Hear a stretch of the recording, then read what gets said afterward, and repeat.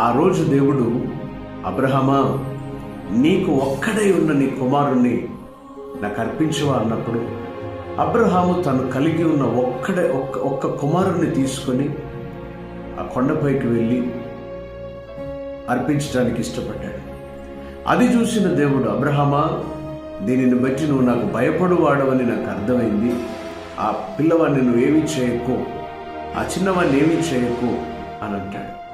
అబ్రహాము తన కుమారుడి కంటే ఎక్కువగా దేవుణ్ణి ప్రేమించాడు, దేవుణ్ణి ఇష్టపడ్డాడు. ఈరోజు దేవుని కంటే ఎక్కువగా మనం లోకాన్ని ఇష్టపడతాం, మన పనిని ఇష్టపడతాం, మన నిద్రని ఇష్టపడతాం, మన డ్యూటీలను ఇష్టపడతాం, మనకు సంబంధించిన ప్రతిదీ ఇష్టపడి మనకెప్పుడు ఖాళీగా ఉంటుందో అప్పుడే మనకు దేవుడు కావాలంటాం. చూడండి, ఒకప్పటి భక్తికి ఇప్పటి భక్తికి ఎంత తేడా.